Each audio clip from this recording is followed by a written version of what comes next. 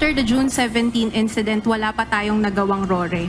We're still in the planning stage right now. Wala pa. The last activity was the evacuation. May sapat pang supply ang mga sundalong nagbabantay sa BRP Sierra Madre sa Ayungin Shoal. Ito ang tiniyak ng Philippine Navy sa kabila ng mag-iisang buwan na mula nang huli silang magsagawa ng rotation and resupply mission.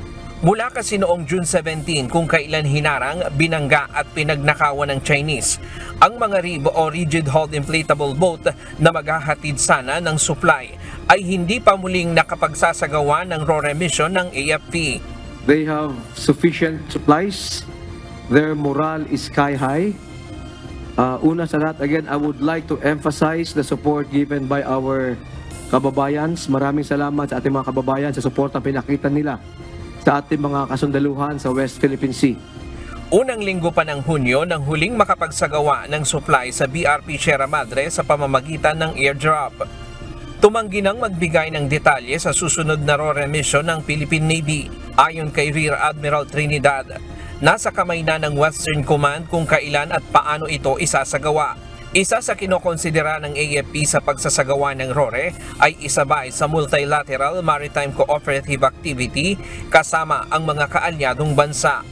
All options are being discussed on the planning table. Once finalized, this will be submitted for approval and you will be informed appropriately of the next activity. Ayon pa kay Trinidad, patuloy nilang binabantayan ang mga barko ng China sa West Philippine Sea. Base sa kanilang monitoring, bumaba ang bilang ng mga barko ng China kumpara sa nakalipas na isang buwan. Posibleng epekto ito ng bilateral consultation mechanism na isinagawa sa pagitan ng Pilipinas at China. Based on the numbers, for the past 1 month, we have seen a decrease. Last week, we had 94, the previous week, 95, this week, 104. So that's only a very slight increase compared to the previous month. If ever this is related to the BCM talks, it still remains to be seen.